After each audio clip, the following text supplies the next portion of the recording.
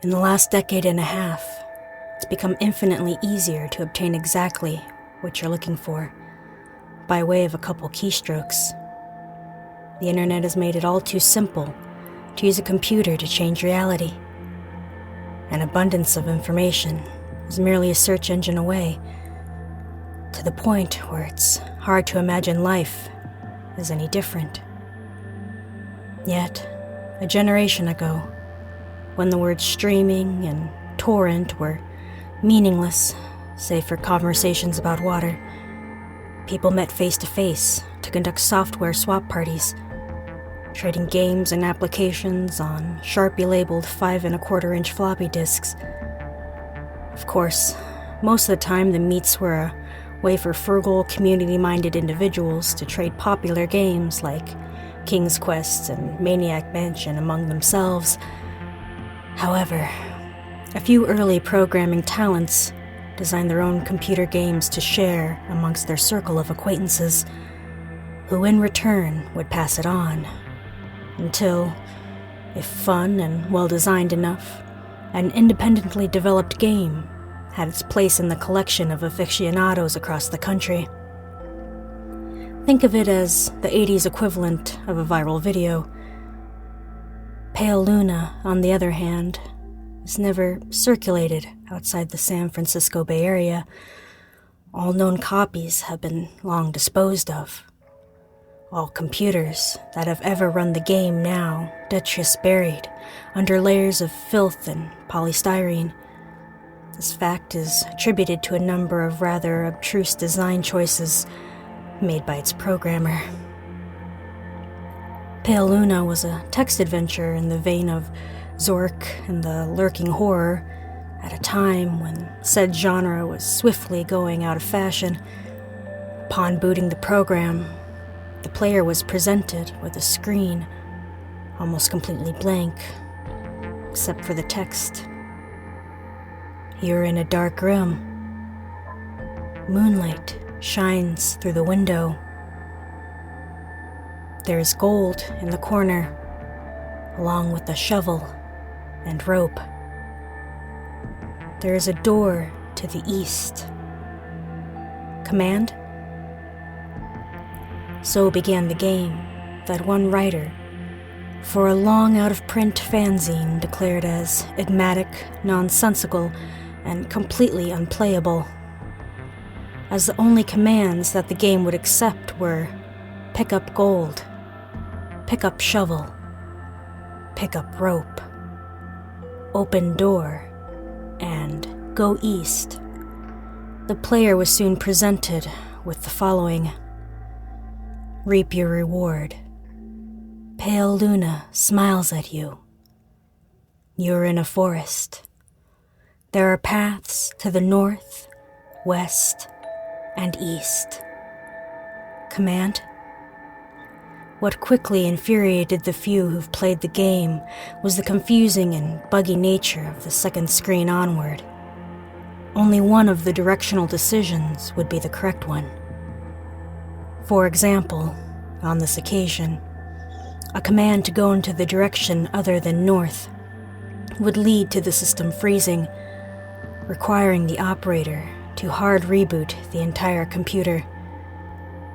Further, any subsequent screens seem to merely repeat the above text, with the difference being only the directions available.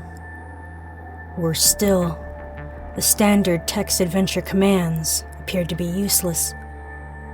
The only accepted non-movement related prompts were use gold, which caused the game to display the message not here.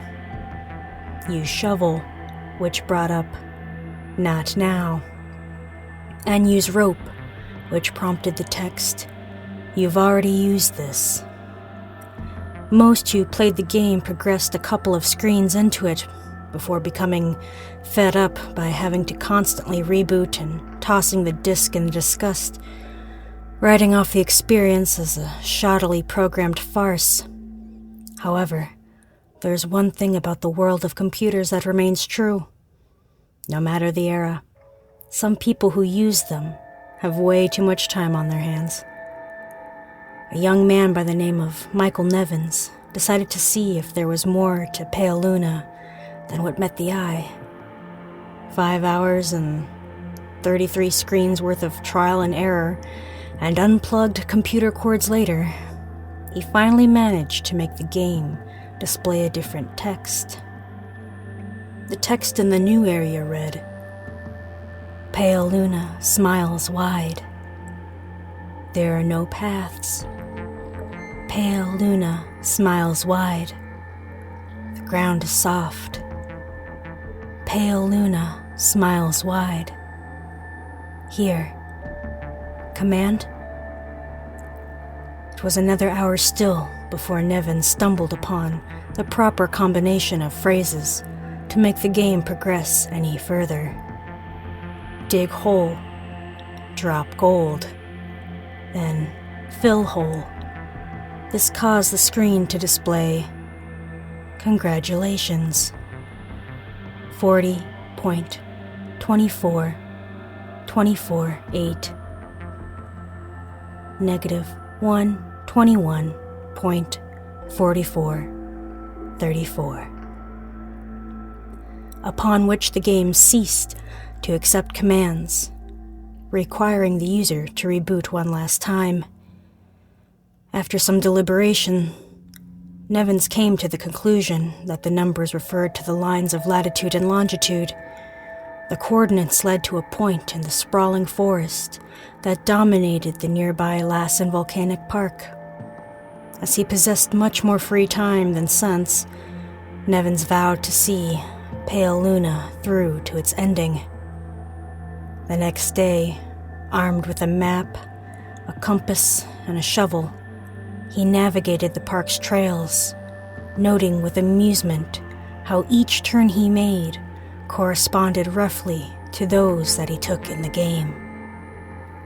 Though he initially regretted bringing the cumbersome digging tool on a mere hunch, the path's similarity but all confirmed his suspicions that the journey would end with him face to face with an eccentric's buried treasure. Out of breath after a tricky struggle to the coordinates, he was pleasantly surprised by a literal stumble upon a patch of uneven dirt. Shoveling as excitedly as he was, it would be an understatement to say that he was taken aback when his heavy strokes unearthed the badly decomposing head of a blonde-haired little girl. Nevins promptly reported the situation to the authorities. The girl was identified as Kara Paulson, 11, reported as missing to the San Diego Police Department a year and a half prior. Efforts were made to track down the programmer of Pale Luna, but the nearly anonymous, legal gray area in which the software swapping community operated inexplicably led to many dead ends. Collectors have been known to offer upwards of 6 figures for an authentic copy of the game. The rest of Karen's body was never found.